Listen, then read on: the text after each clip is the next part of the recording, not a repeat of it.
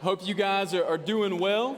After last week, we went a little deeper, and I sure hope that you're okay. Because I told my wife last night as we were talking through, I was kind of sharing with her some of the thoughts that I'm processing as we're talking about the fall tonight. And I just said, with all the stuff we're going to be talking about tomorrow, and just like I was in full mind blown mode. I was doing this deep dive into some stuff. It was like a rabbit hole, and I just kept on going. And so as I was doing that, I said, I hope they're challenged, and I hope I just don't run them off, because it's going to get deep tonight. Some of the implications, and you can go so much deeper into the topic tonight than what we're going to. But it's going to get there. In all of my transparency, as I started preparing this message for the deep end of the fall, I found myself really trying to keep you guys in the no diving section. I was like, I don't know if we can really go here. I don't know how they're going to handle it. And I said, you know what? We're young adults, and we're here to take a deeper dive into Scripture. We're here to understand at a much deeper level than what we did whenever we were in high school or middle school or whenever, or college. Some of you guys are in college, and you're getting a head start on a lot of them. But we are going to go for the deep end tonight. And so we are going to go into the deep end of the fall. Now, when I say the fall, I'm not talking about pumpkin spice season, okay? It is here. It is upon us. My wife is super stoked. In our leadership team, we were back there talking about, we're making, for First Monday, heads up, you're going to want to be here, all right? It's going to be a fall madness bracket challenge, very much like March Madness, but all things fall. It's going to be really fun. But we're talking about the fall. We're talking about the fall of humanity and the introduction of sin into it. So the story of the fall. Most of you are probably familiar with it. You have Adam and Eve, and they're in this Garden of Eden, which is this idyllic place of peace and fellowship with God. And then all of a sudden, in Genesis 3:1, you see the serpent that appears to Eve, and this serpent begins talking to her, and he says, hey, you should eat from this tree of the knowledge of good and evil. And she says, no, I'm not supposed to eat from it. And then he tells her, no, your eyes are going to be opened, and you're going to be like God. And so she sees that the fruit it looks good, like, hey, I should eat this. So she does. She eats of it. She gives it to her husband Adam, and Adam eats of it. And so sin enters the world. We see the fall of humanity. They end up being kicked out of the Garden of Eden. And so sin has entered the world of man. That's a cool story, right? Most of us have had the knowledge of the basic concept of the story of the fall for a very long time. And this is the biblical explanation of the onset of sin within humanity.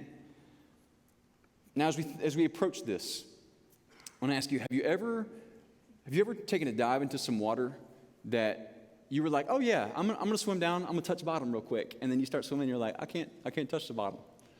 And you keep swimming, and then you realize, I have a limited amount of oxygen, and I got to make it back up to the surface. And so you never actually touch the bottom. You don't know where it is. There are some things within this, you're not going to touch the bottom. And that's perfectly okay.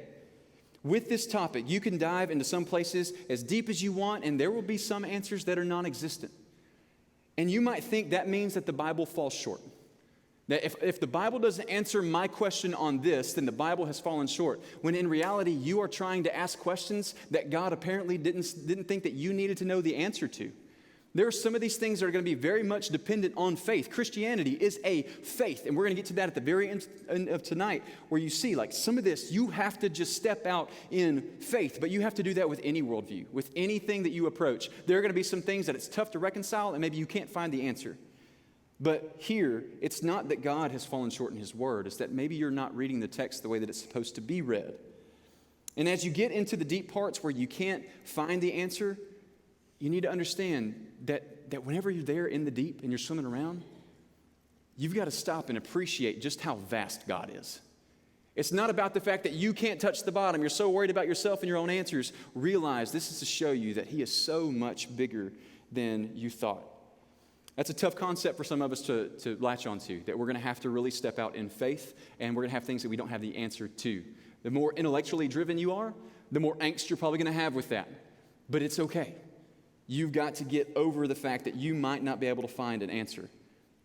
And so as we approach the main text for the fall, the only text for the fall really, is Genesis 3. I'm actually not going to read a whole bunch of it because I just told you the story. There are going to be certain parts that we go to. I'm going to skip over. I'm not going to put the passage for some of the things on the screen because I'm going to read as fast as possible because this thing could go super long. And you know what? You got work in the morning. So all that preface is done. Here's our launch point for tonight. Most of us have grasped the idea that Adam and Eve's sin is not that they actually ate of the fruit, it's that they are filled with their own pride, right? They believe that they can be like God, much the same as the serpent here.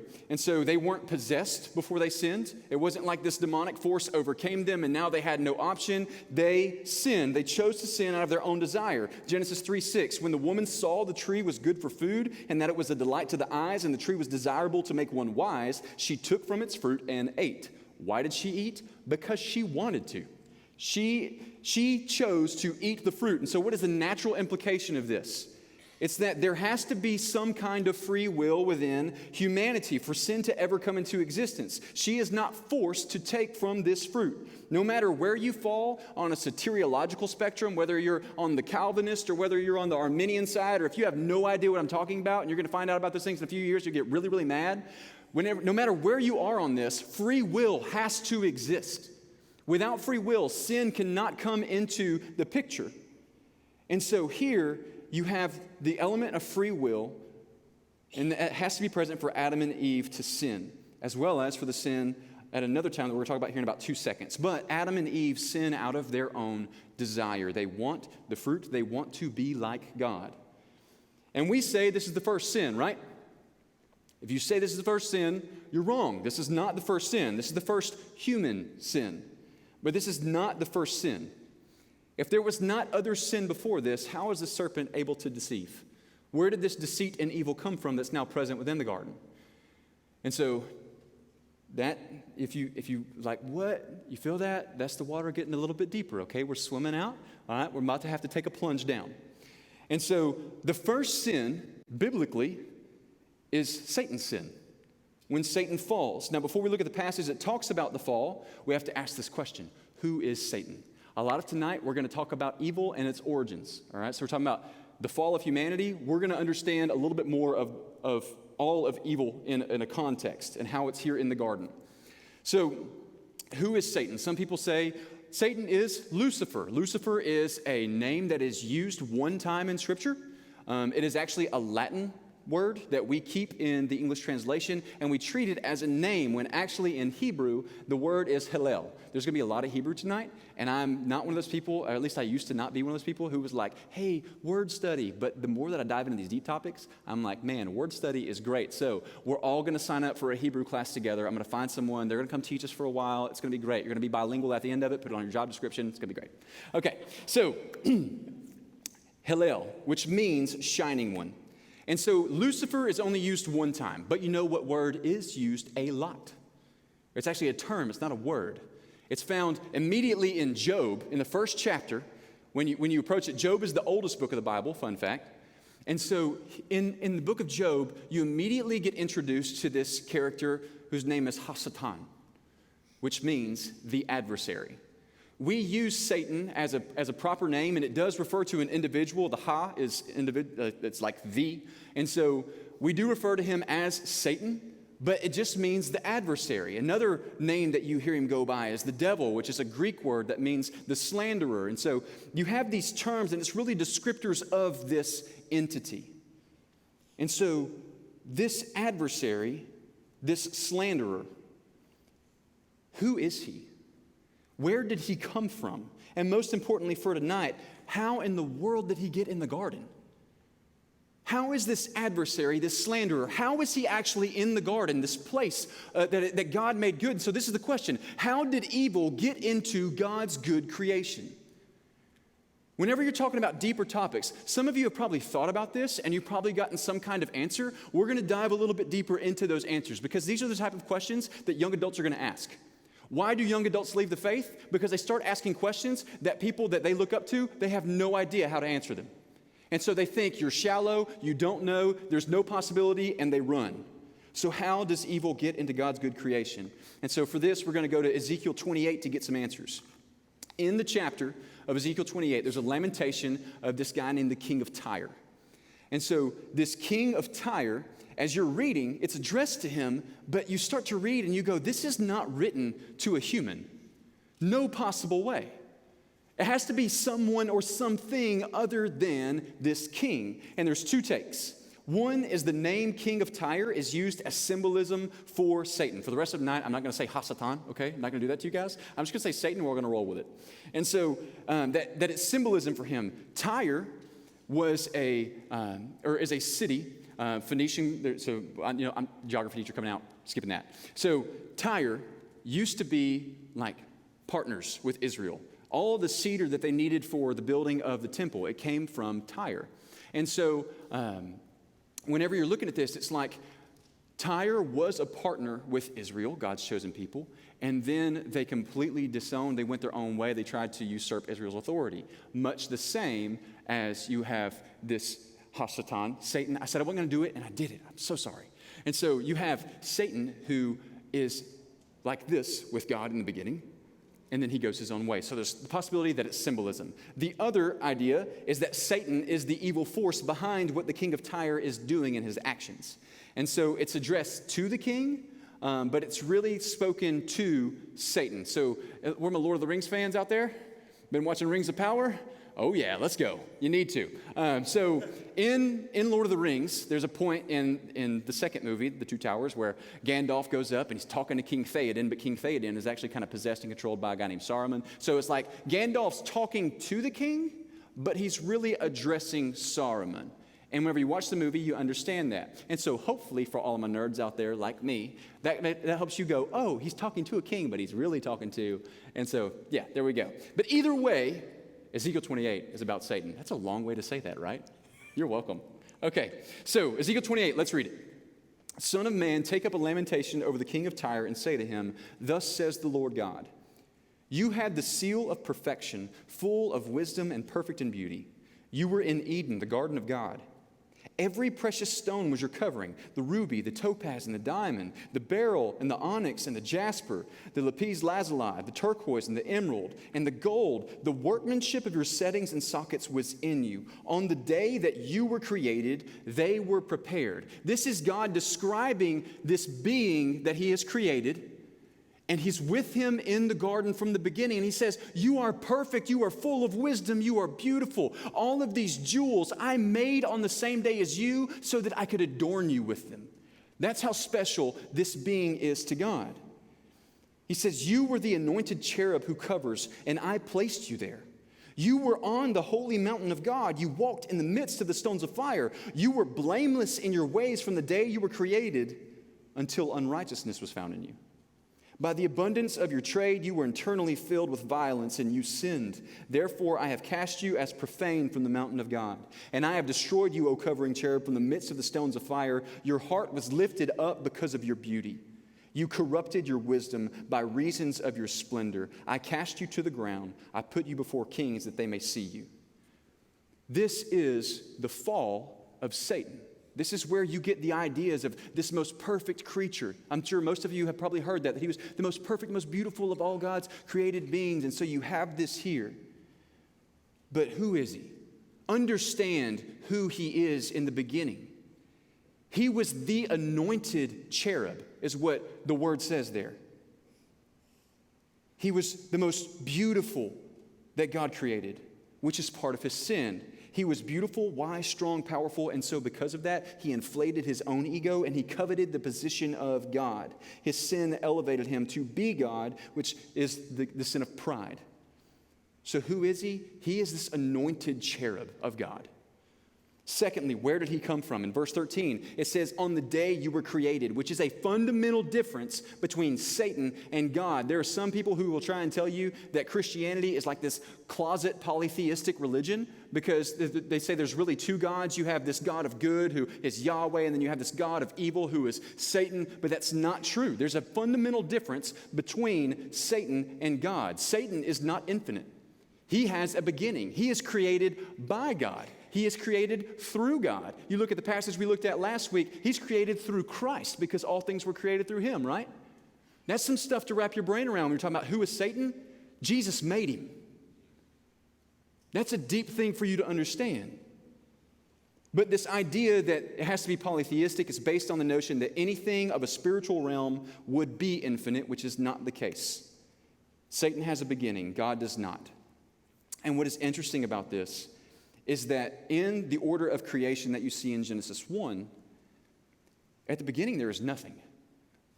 But Satan is created, along with other angelic beings, somewhere between day 1 and day 3. It has to be in that window. They are created beings, and there's a time when they were created. Now, you can say day, you can say era, depending on your young earth, old earth theories, but he is created, and then at the very end of God's creation, God says that everything he created, he called very good, which would therefore include Satan, right? God didn't create something that was evil. So the question is, when did Satan fall? Well, it has to be after day 6, or after God said everything that he created was very good, and it also has to be before Adam and Eve fall. But this is one of those questions that you cannot have the answer to. You will not know the exact moment when evil entered into the world. It's something we don't know. We don't know if it was seconds before, if it's the exact moment that Satan's fall is somehow coincided with the fall of Adam and Eve, or if he fell millennia before. We don't know the answer to that question. But this is where things are about to get really interesting, and you are going to want to sign up for that Hebrew class. So here's a question. What was Satan doing in the garden? Why is he in the garden? At Adam and Eve, how is Satan in the garden? Now, what's interesting about that question is that in Genesis 3, does it say Satan was in the garden? No. You know what it says? There was a serpent. Now, I'm going to ask you a real dumb question. You ever heard a snake talk? Nope. Harry Potter parcel tongue? That's a lie. That's fake. Okay? That's right. Lord of the Rings and Harry Potter in one sermon. That's winning. Okay? So, snakes don't talk. Now, let's get theological with this dumb question. What was Adam told to do? What is his job? He is to rule over all creation, right? To exercise God's authority over all of creation. In Genesis 2:20, it says, there is no creature that was found to be equal with Adam. He is above them in all wisdom. When you look at Genesis 3:1, it says the serpent was made more crafty than any beast of the field which the Lord God had made. Now, we're about to start doing some circles here, okay? But it's all getting to a point. Does the fact that it says the serpent was more crafty than any beast of the field, does that require that what we are talking about here is an actual animal? The question, does he mean he is an animal? The Hebrew writer of 2 Chronicles called God the God above all gods, right? Does that mean God is on the same par as everything else? No, it's saying that he is above and beyond anything else. It's saying he's in a whole nother category. In fact, whenever you look at descriptions of these angelic beings in Revelation, it describes them as beasts, right? And so it's highly plausible that when referring to beasts, he's referring to all other creation because only humans are made in the image of God. We are set apart in a way that the angels are not. We're made in the imago Dei, in the image of God. And so, here's where I got to give a caveat, okay, before we jump into this. There are some who believe that in Genesis 3, it is Satan who possesses this snake because animals inherently are soulless and therefore could be susceptible to demonic possession. Think of it in the same way as Jesus casts out the demons and they go into the pigs and then they run off the cliff. So they don't transform into something else. It's not like Satan transformed into a snake, but that he took over control of this snake. And so that is one approach. But I tend to fall in line with the approach that this is not referring to a snake at all, but directly to Satan himself. And here's why. Satan was a cherub, right? Cherub, angelic being, okay? What is a cherub? Apart from the fact that they are just awesome in a whole bunch of ways, we really don't know much about a cherub. Most of us would say that it's an angel. We can't actually say that because all spiritual beings may not be angels, but it might not be wrong either. But to be safe, you have to say he is a heavenly being of the spiritual realm. Almost interchangeably in Scripture, you see cherubim and seraphim, right? So these are these creatures like Isaiah 6, which I will be preaching on Sunday. I get to preach big boy church. in here. So you guys show up. Yeah. Young gun making a debut. That's right. Moving on up. Hallelujah. Thank you, Channing. I'm going to tell Chuck that you were really excited about me preaching and not him. And so, all right. All right, so here comes the Hebrew here. The Hebrew word for seraphim is seraphim. Oh, man. We don't translate it in Isaiah 6. In Isaiah 6, you have these seraphim that are surrounded by the throne, or that are surrounding the throne, and we don't translate the word. We just call them seraphim. Now, seraphim is the plural of the word seraph. You know where else seraph is used? No, because you hadn't taken Hebrew, and I hadn't discovered this until this week either. So here you go, free nuggets of knowledge. Numbers 21, and the Lord sent fiery seraph or seraphim among the people, and they bit the people, and many people of Israel died. You know how we translate that word right there? Serpent, snake. In other places, the term is used as a descriptor for these serpents being shiny. So that's something that sets apart this seraph, is that this shiny serpent-like creature. And that's why it's not translated in Isaiah 6, because we really don't know what else to say there. But because they are serpent-like doesn't mean they're evil. Because these in Isaiah 6 are the ones who are crying out, holy, holy, holy is the Lord, right? And so you have these seraph that are standing before him. Now, do you know what word is used for serpent in Genesis 3? It's not seraph, it's nachash, okay? And so you might be thinking, Justin, why did you tell us that anyway? But it's because nachash, which, by the way, do you hear that guttural in there? I worked on that all week just for you guys. So you have this nachash and seraph, which are kind of interchangeable. And so in Numbers 26, in Strong's Concordance, which does look at the original language, it uses the word nachash. But in most other translations, or most other manuscripts, it does use the word seraph. And so if you're looking at the word nachash, which I don't know how else to say that. Like at this point, it's ingrained. If you're looking at that word, in modern context, it is always translated as snake. But as languages evolve, sometimes meanings of words are lost. And so if you go to ancient Hebrew, it is actually plausible that nachash is translated as shining one and not serpent.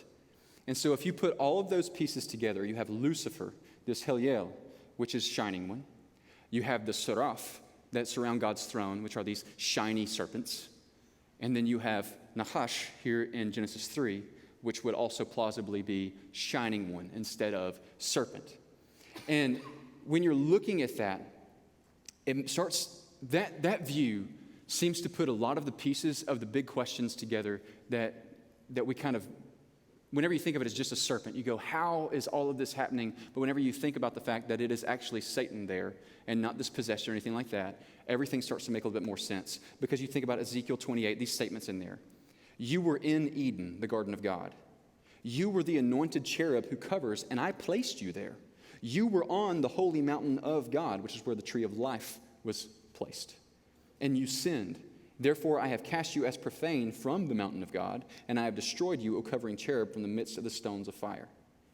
This explanation answers several of the other deeper questions. So I asked some of my leaders some of the questions they had about this passage, and here's just some of the things that you think about.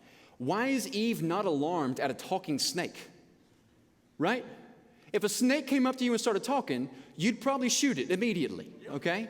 Which is why I support Carrie, okay? I'm just kidding. Can I say that for a little bit? Oh, no. Political statement. Can't do it. All right. But it doesn't make sense that Eve would not be alarmed. But it would make sense that she's not alarmed if this is the guardian cherub of Eden who has been there since she has been there, and she's familiar with his presence. Why did Adam not speak up and say, hey, Eve, you're talking to a snake. Do you not find this odd? Where was Adam at? In Genesis 3, we don't have the answer of where exactly is Adam, but it does seem to be that he's there with her. It's not like she ate, she went, found him, talked about it, they went back to the tree. It's she ate, and then she gave the fruit to her husband. But it makes a lot more sense that Adam wouldn't speak up and correct this snake because it's the guardian cherub, this cherub who is full of wisdom. According to 2:20, in Genesis 2, Adam is wiser than all of the created beings. None of them are above him. Why would he listen to the wisdom of a snake? It would make more sense that he would listen to this cherub. How would a snake know anything about the tree of knowledge of good and evil? He wouldn't, but the cherub certainly would. Why would a snake's punishment be to crawl on his belly and eat dirt? He already does that. Why is that his punishment? Wouldn't make sense, but you know who it would make sense for? You know who would understand falling so far from grace that you are on the ground and you are eating dirt? The cherub, who has been the most exalted of God's creations. That would make more sense. Who is the cherub that is held responsible, according to the rest of the Bible, for the onset of sin in humanity? The adversary, Satan. And so all of that makes way more sense to me than a possessed snake being an answer. But ultimately, the culminating question of Genesis 3, at least at this part, is how and when did evil come to exist? That's one that people really wrestle with. And it's a good question to wrestle with. Whether you're talking about Satan's sin or man's sin, if someone is trying to figure out how does this evil come to be, I think you can answer how, but again, you can't answer when. How does evil come into being? God created everything good. He called all of his creation very good. But if God creates something very good and then it gets distorted, does that mean that God distorted the creation? No. God created free will. Free will, if it's done righteously, has all beings worshiping God of their own free accord. They're not robotic. What glory is there if you create something and its only option is to worship you? Is it really worship? No, it's forced to do that. So God created all beings, including the heavenly beings, with free will, same as man. So God created this good free will, and then Satan took it as an opportunity for immoral practice where sin now enters the world. It's not that God created sin, but that he gave his creation the potential to choose if they would worship him or not.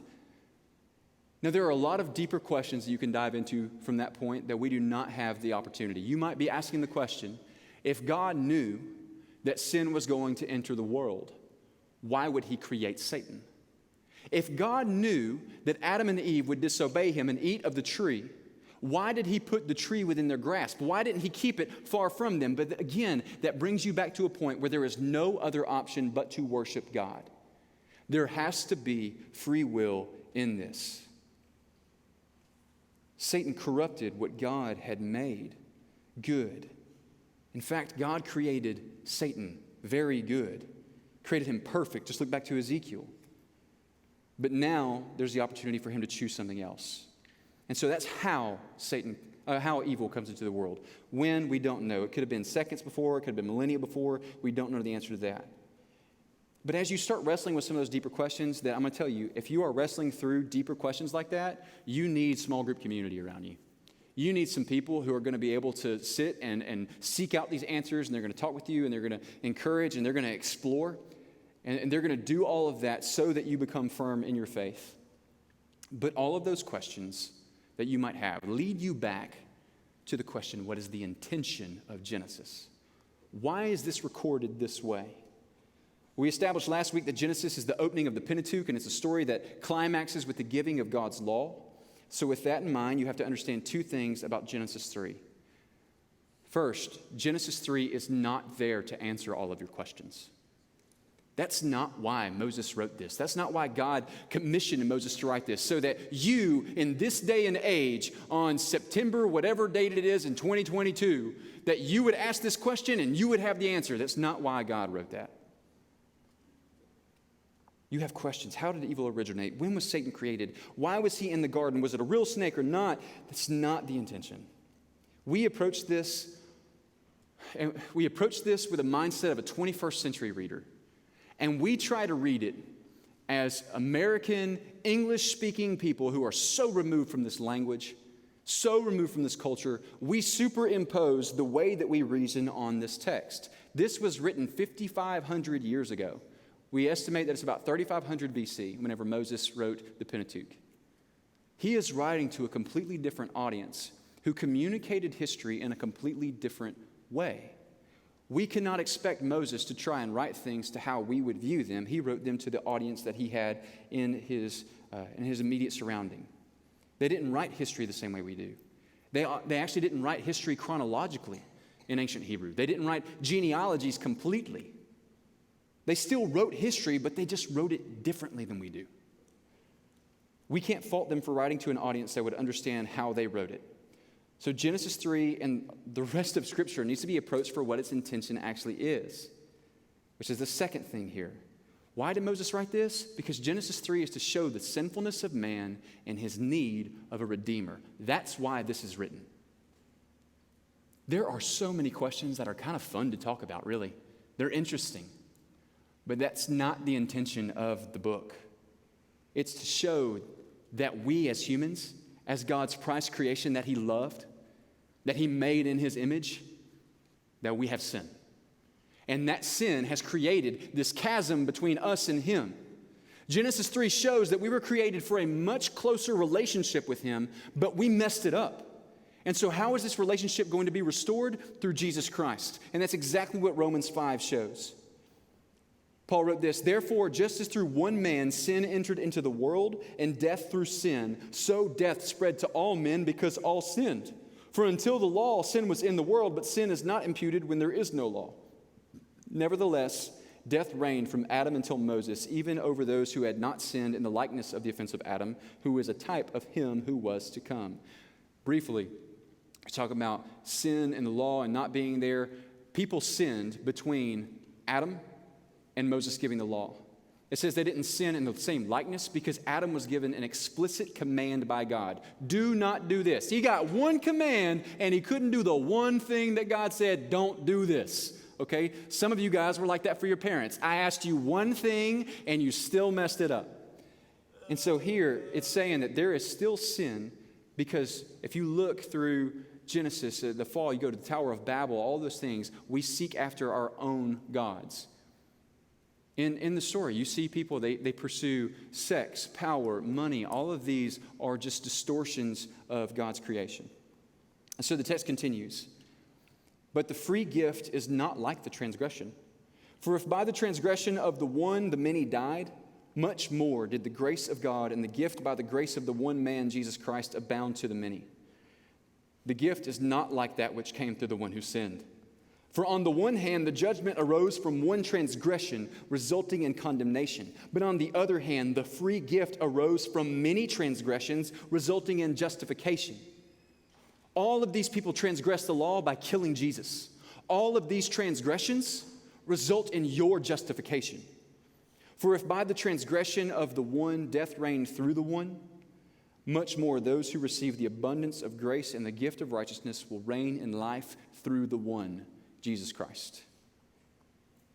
Genesis 3 sets the parallel between Adam and Jesus. Adam is called a type of one who is to come. Through Adam, sin entered into humanity, yet through one man, Jesus Christ, man is reconciled when he believes on the death, burial, and resurrection of Jesus. That's the purpose of Genesis 3. To communicate God made you for a close relationship with him, where you put your life before him and say, I'm going to glorify you with all of this, but you need Jesus to restore that. Romans 10 says, confess with your mouth that Jesus is Lord and believe in your heart that God raised him from the dead and you will be saved. In all of the depths of the topic of the fall, all the rabbit holes you can go down to, all of this water surrounding you as you swim down is Jesus. It's to show you that you need Jesus. When you think you're not going to make it back up to the surface, you need Jesus. And that brings us to the ultimate kind of culminating understanding for tonight. These things, I'll be honest, in the intellectual side, I really love diving into stuff like this. It's fun for me. Some of you guys, you might be ready to walk out right now and never come back in. But for me, this is exciting and it's fun, but here's the reality of it. We don't know a lot of the answers to some of the questions we're asking. We speculate. And there are different levels of theology that we talk about. There's things that you have to believe if you're going to be a Christian. If you're going to be a Christian, you have to believe the death, burial, and resurrection of Jesus and his deity. That's primary doctrine. Secondary doctrine, there's some other things that you can argue about, and they're pretty important, but then you have things like tertiary doctrine. There are things on the fringes. Things like, when did Satan fall? Does it affect the gospel? No. If somebody has a different view than you, that's okay. They're not necessarily a heretic because they have a different opinion. The point of the deep, as we go into some of these things that are just so amazing and it's so mind-blowing, the point isn't to find the bottom when you go into the deep. The point is to see how much there is around you could never know and show you that you aren't God, that you need God. Isaiah 55, 8 and 9 says that his ways are higher than ours and his thoughts are so much higher than ours. We can't wrap our minds around some of the things in the deep questions. And that's why I love the deep. The deep is where faith becomes faith. The deep is the place where you cannot rely on your own answer to something because the answer may not be there. And so you actually have to put your faith in something greater than yourself. You don't have your own knowledge. Your faith has to be in God. You have to trust God. And so my question for you tonight, wrestle through these things. Are you going to trust God? Are you going to go to the place where your faith really becomes a faith in who he is?